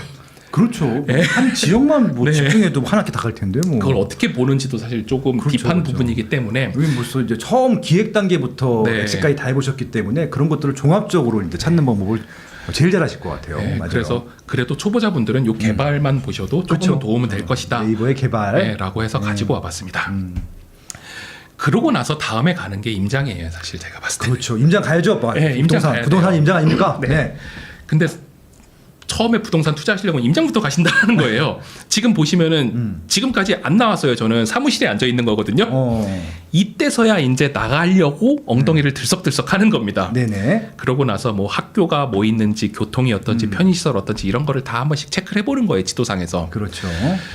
근데 이거를 보시면은 또 이것만 하시려고 그래요. 오. 사실 근데 네이버 부동산이나 호갱노노 이런 데 다 나와 있는 자료거든요. 그렇겠죠. 네, 그래서 너무 이런 거에 집착하지 마시고 또 안에 봤을 때 구조가 어떤지 뭐 향이 어떤지 용적률이 어떤지 이런 지역까지 다 보고는 있습니다. 근데 이것도 어떻게 보면 공개되어 있는 자료이기 때문에 그렇죠. 뭐 네. 인터넷 맺고 클릭하면 다 알 수 있는 거죠. 그래서 우리가. 이렇게 정리를 해가고 현장에서 확인하는 정도로만 해야지 그렇죠. 현장에서 이걸 하나하나 다 찾아다니시면은 너무 힘들다라는 거예요. 현장에서는 저거 확인이 안 돼요. 그리고 맞습니다. 알 수도 없어. 저거 네. 어떻게 해요, 우리가? 그리고 부동산 소장님한테 가서 이런 거 하나하나 물어보면은 화내세요.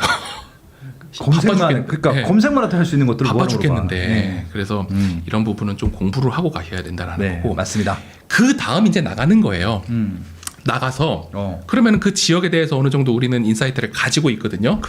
뭐 수익률도 알 수 있고 그렇죠, 그렇죠. 개발 계획도 어느 정도 돼 있는지 알고 주변에 편의 시설이 뭐 있는지 알고 네. 그 아파트 실내도 어떻게 돼 있는지도 압니다. 좋습니다. 네. 알고 난 다음에 네. 부동산을 가는 거예요. 어. 네, 부동산을 근데 다짜고짜 가지 말고 네.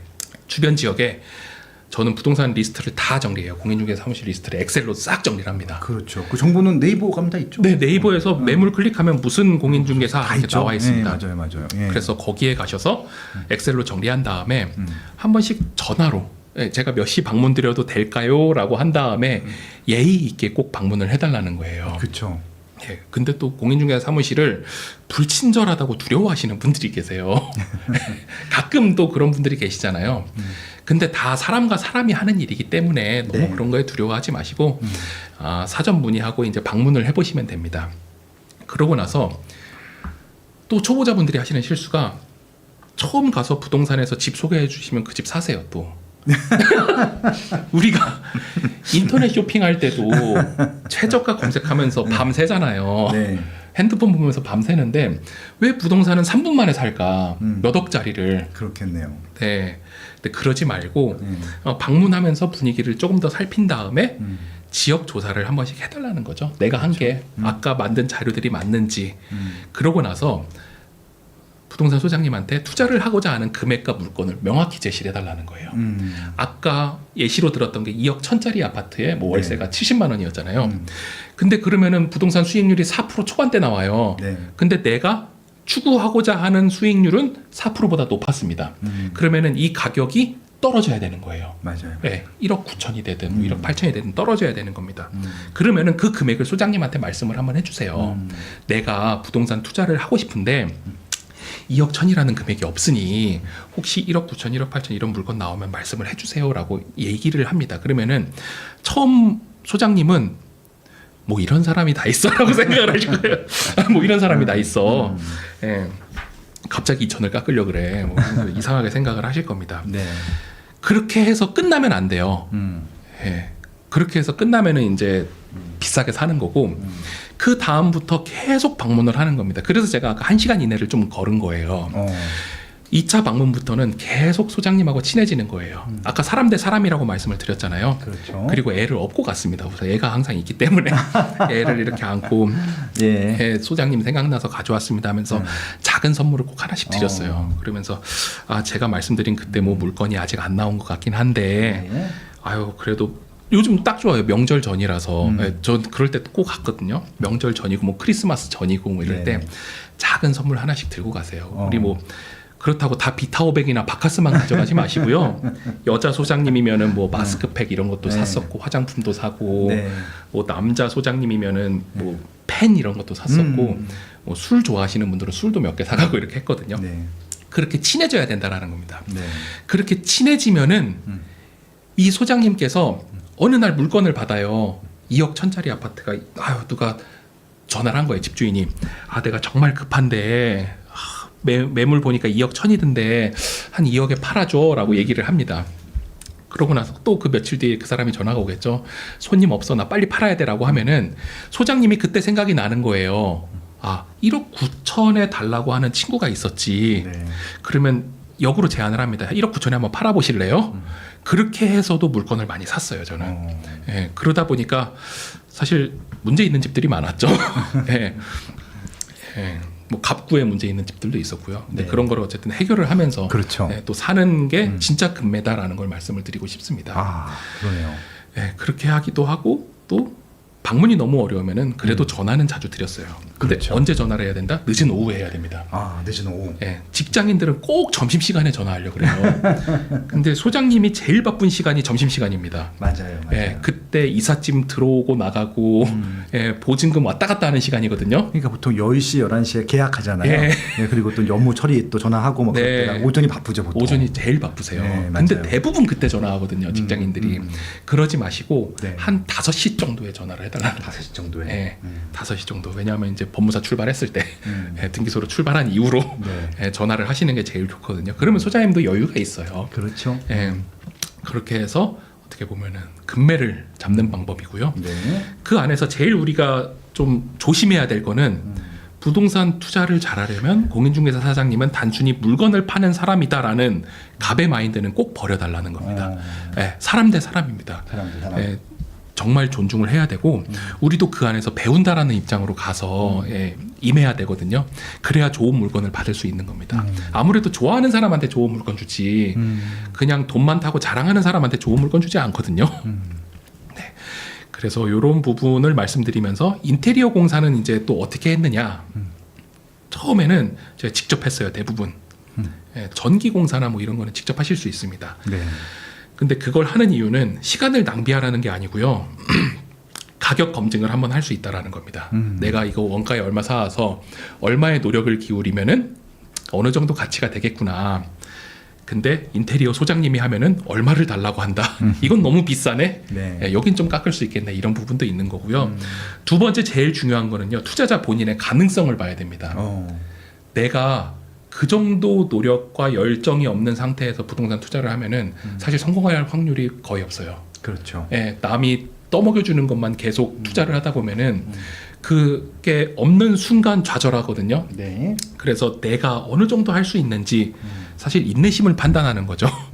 그래서 저는 퇴근하고 가서 공사하면서 밤에 너무 슬픈 거예요. 막 비가 오는 날, 비가 오는 날 또 항상 비가 오는 날 슬펐던 것 같습니다.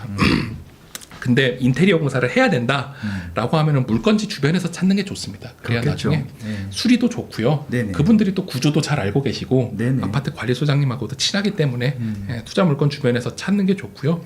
그 대신 비교 견적은 한 2-3개 받아보는 게 좋습니다. 면적. 그리고 저 같은 경우는 만약 인테리어 공사를 하기 전에 임차가 맞춰지는 경우가 있었어요. 예, 올 수리 해주겠다라고 하면은 그렇죠, 그렇죠. 임차인이 빨리 들어오거든요.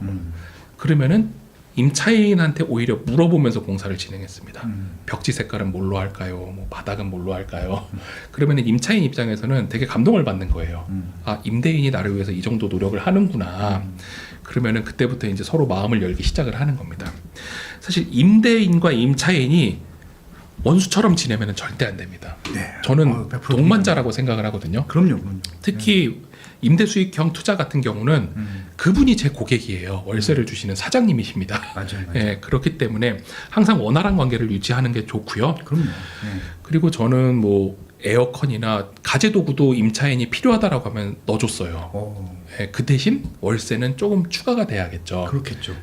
그러면은 얼마를 더 받아야 되는 것이냐라고 하는 거는 아까 부동산 계산기 보여드렸잖아요. 거기서 원가 추가를 더하면 되는 거죠. 뭐 에어컨을 뭐 100만 원 주고 샀다. 그러면 월세를 2만 원 더 받아야 되는지 3만 원 더 받아야 되는지 그걸로도 계산을 하실 수 있습니다. 그렇게도 활용을 하시면 됩니다.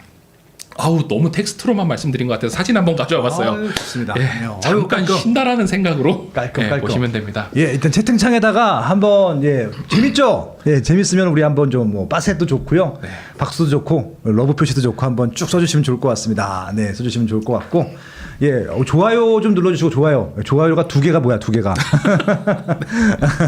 좋아요도 한번 눌러주시고요. 아무튼 우리 조훈이 방사님 열심히 좀 해주고 계시는데 응원도 좀 많이 해주시면 감사할 것 같습니다. 네, 귀에 쏙쏙 들어온다고. 아, 그렇습니다. 감사합니다. 예, 예. 그래서 요거는 제가 직접 인테리어 했었던 집들입니다. 야, 보시면은 깔끔. 통일돼 있어요. 예, 인테리어 자재들이 다 통일이 돼 있거든요. 네. 예, 화이트 벽에 밝은색 바닥 그리고 LED 이런 거 다 제가 단 거고요. 어. 예, 포인트 조명도 항상 다 차에 싣고 다녔습니다. 예, 이 조명도 다 차에 싣고 다녔어요. 와. 제 차 트렁크는 이런 걸로 가득했습니다.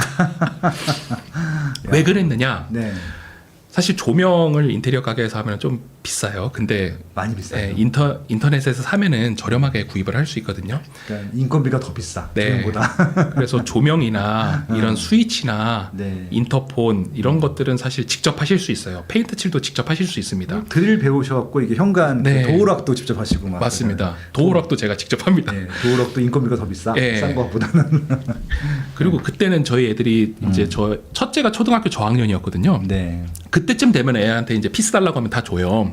예, 밑에서 다 보조를 합니다. 야, 그것도 인테리어 할 때 또 애들 데려가는구나. 네, 다 데려갑니다, 아, 그 애들은 뭐 책도 읽을 필요도 없겠는데 그냥 그거 배운 게 어렸을 때부터. 저희 애도 책 읽었어요. 읽고 자기 얘기라고 또 좋아하고 이러고 네, 있는데 그러네요. 네. 어쨌든 이렇게 밝게 하는 이유는 조명도 그렇고 벽지도 그렇고 밝게 하는 이유는 넓어 보이라고 네. 넓어 보이라고 하는 거고요. 그래서 그렇죠. 신발장에 거울도 저는 꼭 답니다. 한 판 다는데 한 10만 원에서 15만 원 정도 합니다. 맞아요. 예, 근데 들어갔을 때 거울이 있으면 넓어 보이는 인상이 보이기 때문에 항상 네. 저는 달고요. 그렇습니다. 싱크대도 다 통일되어 있습니다. 백색 하이그로시라고 하는 예, 밑에 반짝반짝한 거로 하고요. 네. 인조 대리석 상판 둡니다. 알루미늄 상판으로 싸다고 그걸로 하시는 분들이 계시는데 그거는 월세 한 2년 받으면 다 찌그러져 있어요. 아, 맞아요. 예, 다 찌그러져 있고 비용을 줄이자고 시트지를 하시면은 물방울 떨어지면 이것도 2년이면 다 없어집니다. 그리고 요즘에 시트지가 가격이 큰 차이가 없어요. 맞아요. 인건비가 시트지도 올라서. 비싸요. 맞아요. 예, 그래서 만약 인테리어에서 하는 게 너무 비싸다 그러면은 가시다 보면은 뭐 싱크 공장 이런 데 있어요. 후미진 곳에 항상 있거든요. 그런 데 가서 맞추시면 됩니다. 네네. 그렇게 하시는 경우도 있고 전기 부자재 이런 거는 조금 고급 제품을 썼어요. 왜냐하면 제가 원가로 해서 이거 실제로 달면은 큰 차이는 없거든요. 몇천 원 차이밖에 안 납니다. 맞아요. 근데 이렇게 포인트를 줘야 집이 좋아 보이기 때문에 이런 걸 했고 싱크볼이나 수전 같은 것도 저는 다 메이커 제품을 사용을 했습니다. 그래야 메이커가 바로 보이면은 아무래도 고급스럽기 때문에 그렇고요. 한샘 보여야지 한샘. 예. 아메리칸 스탠다드 뭐 이런 거 아메리칸 보이게. 스탠다드 예. 맞아요. 예. 한샘 요런 건 이제 한샘 제품 썼고요. 그렇죠. 그리고 가스레인지도 제가 단 거예요. 이거 인테리어 사장님한테 3구짜리로 그냥 뚫어주세요 하면 뚫어주시거든요. 그렇죠.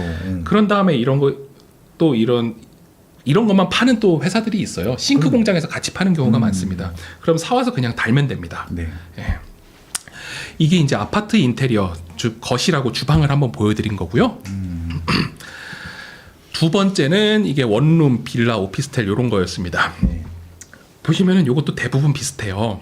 예, 싱크대도 다 비슷하고요. 뭐 바닥이나 벽도 비슷합니다. 근데 이거 사진 찍을 때 항상 핸드폰으로 관광 렌즈로 찍어 주셔야 됩니다. 조명 다 켜고요. 예, 조명은 항상 다 켜야 밝아 보이니까 켜고 관광 렌즈로 찍어야 조금 더 넓어 보이는 효과가 있는 거죠. 네. 그리고 이게 원룸하고 빌라 이런 건데 보시면은 요거는 싱크대를 안 갈았어요. 왜 그러냐 하면은 무조건 인테리어에 큰 돈을 들여야 나중에 비싸게 판다라고 생각하시는 경우가 있는데 아까 우리 부동산 계산기로 임대 수익률 계산을 했잖아요. 그렇죠. 그거 한 이유는 내가 공사비를 얼마를 투자했을 때 월세를 더 받아서 수익률이 높아질 수 있느냐 없느냐를 봐달라는 거예요. 그렇죠. 수익률이 낮아지는 투자는 우리 굳이 할 필요가 없거든요. 이 집 같은 경우는 싱크대까지 바꾸려고 했더니 수익률이 낮아지는 거예요. 그래서 안 바꾼 겁니다. 그 대신 여기 간접등만 하나 사가지고 이렇게 쭉 다른 거예요. 그러면은 아무래도 싱크대가 새 것처럼 보이기 때문에 그러네요. 이렇게 하고 들어오시기 전에 다 입주 청소를 합니다. 예, 스팀 청소기로 다 청소를 하면은 되거든요. 저희 애들도 열심히 다 청소를 했습니다. 예, 그렇게 해서 이런 깔끔한 사진들을 꼭 찍어 놓는데 그 이유는 이런 사진을 찍어 놔야 공인중개사 사무실에서 네이버에 올릴 때 이 사진을 사용을 하세요. 안 그러면은 막 입주자 있고 이럴 때 찍으시는 경우들이 있거든요. 그렇죠. 그럼 러닝머신 있고 그 위에 빨래 있고 살림살이 있고 그것도 모자이크하고 이러면은 아무리 좋은 집도 안 좋아 보여요. 그리고 이 사진을 찍어서 보관을 하는 이유는 마지막에 팔 때, 아, 팔 때도 이 사진을 그대로 사용합니다. 그러네요. 팔 때도 사진을 사용하는 네. 맞다. 그러면은 네이버 부동산을 봤을 때 이런 깔끔한 집을 먼저 보여달라고 하는 거예요. 그러네, 네. 그러네. 사진이 그래서 중요하구나. 네, 맞습니다. 그래서 사진을 꼭 찍어 주셔야 되는 거고요. 요거는 화장실 예입니다. 화장실도 비슷해요. 아, 너무 깔끔하다. 네. 때 안 타는 걸로. 때 안 타는 바닥. 바닥은 좀 어두운 색으로 하는 게 머리카락이 떨어지면은 흰색 바닥은 바로 보입니다. 그래가지고 조금 바닥은 어두운 색으로 하고 벽면은 회색 빛깔로 다 하고 있고요. 보시면은 화장실도 세 종류예요. 뭐 욕조가 있는 거, 샤워 부스가 있는 거, 샤워 부스 없는 거 이런 게 있는데 이렇게 돼 있는 이유도 다 임차인이 이렇게 요청을 했기 때문입니다. 그렇죠. 그래서 어느 정도 조금 더 돈을 더 받고 요청에 따라서 공사를 했던 겁니다. 그리고 이거는 임차인이 요청을 하면은 그거에 맞춰서 인테리어에 변형을 준 사례인데요. 북박이장도 필요하면 해드립니다. 북박이장도 해드리고 이렇게 벽걸이 에어컨을 한 경우도 있고요. 네. 세탁기, 냉장고, 에어컨 그리고 보일러도 바꿔달라는 분이 계셔가지고 뭐? 보일러. 보일러. 네. 그렇죠. 보일러 또 너무 오래되면 오래되면은 근데 동작이 되는 경우에는 굳이 바꿀 필요는 없거든요. 그리고 저 솔직히 AS만 봐도 되거든요. 네네. 보일러 업자분들도 그냥 한 10년 되면 바꾸시는데 네. 수리만 바꿔도 수리만 해도 맞습니다. 되는 경우들이 있어요. 모터만 들어가면 되니까. 근데 이제 굳이 바꿔달라는 분이 계시면은 바꿔드리고 네, 맞아요. 그래도 어느 정도 더 추가를 받는 그런 형태도 보여드렸습니다. 그러네요. 왜 그러냐면 이 노력들이 결국 수익률을 높이기 위한 노력이라는 거예요. 그렇죠. 네, 이런 노력을 통해서 수익률을 높일 수 있고요. 네. 지금 여기까지 했다고 하면은 사실 임차인하고 어느 정도 대화는 계속 하고 있다라는 겁니다. 그러네요. 임차인의 요청에 의해서 뭐 공세도 하고요. 근데 임차인하고 계속 원활한 관계를 유지해야 되는 이유는 마지막에 매각 시 문제가 되는 경우가 많기 때문이에요. 사실 임차인이 있는 상태에서 집을 판다라고 하면은 임차인이 안 보여줘요. 그러니까 그게 제일 짜증나는 거지. 예. 임차인이 안 보여줘. 임차인이 안 보여주면 맞아요. 아무리 주택 가격이 올라도 예. 못 팝니다. 그러니까. 예. 예. 그래서 그 시기를 놓치는 경우가 너무 많거든요. 맞아요. 예. 근데 우리는 전체 부동산 시장을 보는 것도 중요하지만 네. 당장 내 집이 제일 문제잖아요. 그렇죠. 네, 내가 투자한 집이 제일 문제이기 때문에 내가 투자한 집에 사는 이제 고객분들하고 계속 원활한 소통을 해야 된다는 거예요. 그러기 위해서 제가 또 했던 노하우를 말씀을 드리면 아, 이건 저 꿀팁인데. 네. 와. 처음에 임대차 계약을 할 때 네. 임대보증금 확보를 위한 이야기를 음. 제가 하는 거예요. 임차인한테 오히려. 네. 이거 확정일자 오늘 가서 동사무소 가서 받으셔야 되는 거고요. 그럼 다음 날부터 효력이 발생을 하는데 불안하시면 뭐 전세권 설정도 있고요. 전세 반환 보증금 보험제도도 제가 다 안내를 해줬어요. 예, 요거는 지금 가입이 가능하시니까 전세권 설정도 불안하시면은 보험을 가입을 하셔라. 예, 이런 것까지 안내를 해주는데 전문가가 아니라면 이거 안내하기가 어려울 수 있어요. 그러면은 중개인 분께 이런 거 임차인한테 한번 안내를 해주세요. 아유, 멋지다. 네, 이렇게 먼저 얘기를 해달라는 거예요. 근데 임대인분들이 이런 걸 되게 불안해하세요. 특히 전세권 설정하는 거를 안 해주려고 하시는 분들이 되게 계시거든요. 네. 근데 굳이 그럴 필요 없다라는 거예요. 임차인이 해달라고 하면은 그래도 해주는 게 또 맞기 때문에 이런 걸 해드리고, 저 같은 경우는 주택임대차 보호법도 안내를 해드려요. 예. 2년 사시고 나중에 계약갱신 청구권도 사용 가능하시고 그때는 월세 5%밖에 못 올리고 그거 안에서 저는 올릴 거고요. 그 이후에는 언제든 나가실 수 있다. 이런 것도 제가 미리 말씀을 해드립니다. 좋네요. 네. 예. 그리고 중개인도 이거를 다 알고 있어요. 그리고 나중에 제가 없을 때 임차인이 중개인한테 전화하면 어차피 다 안내해 줍니다. 네. 그리고 요즘 임차인분들이 더 이런 부분에 대해서 지식이 많은 경우가 있기 때문에 굳이 숨기지 말고 다 우리 얘기를 해주자는 거예요. 법의 테두리 안에서 다 해야 되는 게 이제 부동산이기 때문에.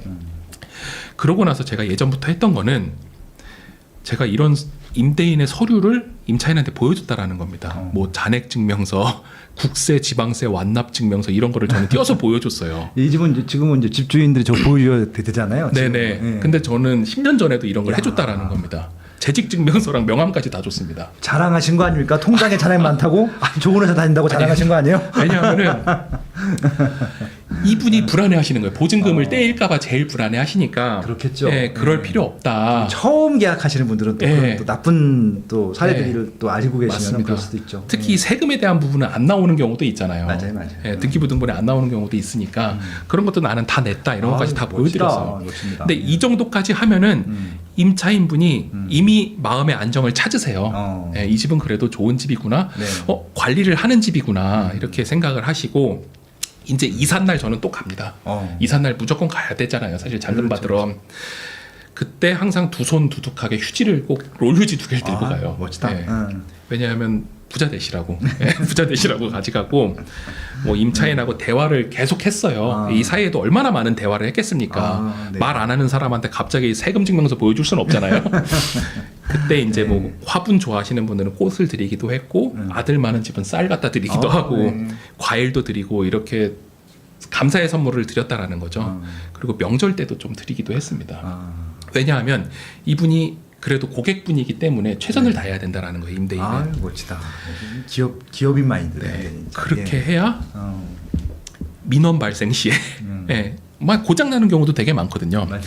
이분도 제 사정을 인정을 해준다라는 거예요. 저도 어차피 주변에서 바로 수리는 하지만 그런 것도 인정을 해주시고 더 그런 거는 만약 내가 이거를 팔게 되는 경우도 있잖아요. 집을 팔아야 되는 경우도 이분들이 집을 보여주신다라는 거예요. 네, 마음을 열고 보여주시는 경우도 많고, 그리고 이분들이 또 나가야 되는 경우도 있잖아요. 중간에 나가셔야 되는 경우에는 제가 이렇게 선물을 드리면서 그냥 드리지는 않습니다. 혹시라도 이사 계획이 있으시다면은 그래도 최소한 3개월 전에는 알려주세요라고 꼭 말씀을 드려요. 그거를 주기적으로 말씀을 드리기 위해서 이렇게 선물을 드리는 거예요. 왜냐하면 잊어먹거든요. 네. 임차인분들도 잊어먹고 있다가 갑자기 얘기하는 경우가 상당히 많습니다. 근데 그러면은 내가 보증금을 가지고 있으면 좋겠지만 그렇지 않은 경우도 있잖아요. 그렇죠. 예. 그러면은 어렵기 때문에 미리 좀 얘기를 해달라고 이렇게 양해를 구하는 겁니다. 네. 그렇게 해야 안정적인 임대 수익을 받을 수 있고 마지막에 매매도 원활하게 진행을 할 수 있다. 네. 제가 해보니까 그렇다라는 겁니다. 그러네요. 예. 특히 뭐 집을 보여주셨다라고 하면은 그냥 핸드폰으로 감사합니다 이런 인사만 보내지 말고 이렇게 기프티콘 같은 거 하나씩 넣어서 보내드리라는 네, 항상 그렇죠. 네, 한 번 보여주시면은 커피, 네. 2번 보여주시면은 치킨, 3번 보여주시면 상품권. 이렇게 올리면 야, 올릴수록 좋죠. 그분도 더 보여주고 싶으세요. 그러니까 또 귀찮을 텐데. 네, 귀찮을 텐데 시간을 내주시는 거잖아요. 더 센 걸 드리면은 이제 네. 더 감사해서 더 잘 보여주시겠죠. 맞아요. 그리고- 설명도 잘 해주시지 않을까. 맞아요. 저 진짜 맞습니다. 너무 잘하시네요. 저뭐더 잘 됐어요. 뭐 이런 얘기들. 이 집 예. 사장님 정말 좋다. 예. 진짜 정성을 다해서 가꾼 집이다 이렇게 네. 말씀을 해주셔서 사실 선물이 3개 나가기 전에 대부분 저는 매각이 됐습니다. 아, 훌륭하십니다, 네. 진짜. 임차인들이 다 팔았네. 지금 보니까. 그래서 저는 아직도 연락을 해요. 분들이 제 집에서 나가셨는데도 연락을 하시고 부동산 궁금하면 저한테 전화하시고 이러십니다. 예. 그렇게까지 유지를 잘 해서 사실 수익을 내는 게 진짜 긍정적인 부동산 투자의 길이 아닐까라고 생각을 해서 이렇게 좀 준비를 해봤습니다. 아우, 너무 훌륭하십니다. 네. 아, 일단 박수가 절로 나와요. 갑자기 뭐, 야, 꼭 저도 따라해보고 싶은 게 너무 많아요. 예.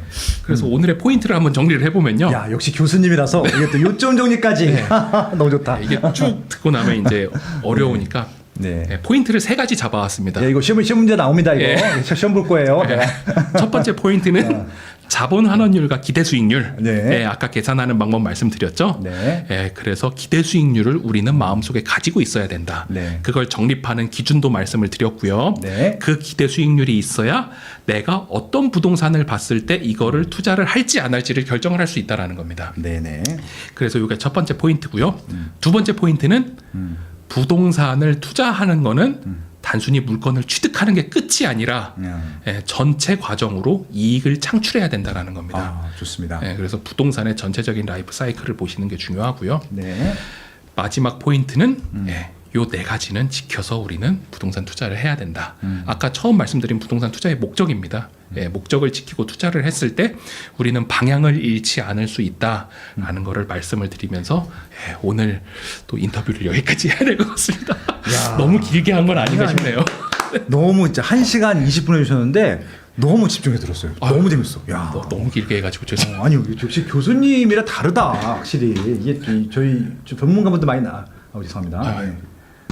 우리 전문가분들 많이 나오시지만 네. 실질적으로 이렇게 디테일하고 재밌고 알찬 내용을 해주신 건 처음이었던 것 같아요. 일단 자주 박수가 절로 나와서. 또 제가 스마트 튜브의 애청자기 때문에 우리 시청자분들을 위해서 제가 또 많이 노력해서 오겠습니다. 아유 너무 좋습니다. 좋습니다. 아유 교수님 아무튼 이 설날 연휴 때 시간을 내주셔서 나와주셔서 너무 감사하고요. 오늘 아마 꿀팁들 많은 분들이 반복해서 보실 것 같고요. 특히 지금 초보 임차인분들, 초보 임대인분들 이렇게 서로 관계를 좋게 가지는 것이 되게 중요하다고 말씀드렸는데 이걸 좀 알고 계시면은 서로 배려할 건 배려하고 서로 이렇게 부탁할 건 부탁하면서 화기애애한 분위기에서 좀 좋은 관계 싸울 수 있지 않을까. 그리고 이거는 뭐 정말 누구나 이용할 수 있는 정말 좋은 팁이었던 것 같습니다. 다시 한번 박수 좀 보내드리고요. 감사합니다. 너무 좋으셨어요. 네. 설 연휴에 저 때문에 쉬지도 못하시고 여기 나오셔가지고 어차피 오시더라 아무튼 전 출근해야 돼. 저 아침에도 방송 또 했어. 항상 너무 잘 보고 있습니다. 내일도 할 텐데 뭐. 아무튼 너무 좋았었던 말씀 드리고요. 아유 자주 좀 모실게요. 이런 자주 또 말씀 주시면은 뭐 주택만 하는 거예요. 또 상업설도 워낙 또 그런 쪽으로 일을 하셨기 때문에 그 부분도 말씀드리고요. 뭐 저기 제주도 그 얘기 해주셔도 되는 거 아니에요? 그거는 제가 다음에 왜? 아니 또 제주도 가시는 분들 한번 가시라고. 사업도 하고 계셔갖고 상가도 하고 계시니까 한번 방문해 보셔도 좋을 것 같습니다. 아무튼 눈이 오는데 날씨도 안 좋은데 이런 또 안 좋은 환경을 뚫고 오셔가지고 정말 좋은 얘기 주신 조훈이 교수님께 박수를 좀 다시 한번 감사를 드리고요. 마지막으로 뭐 홍보 말씀, 안내 말씀 인사하시고 마무리하시죠. 마지막으로 하나 더 말씀드리면요.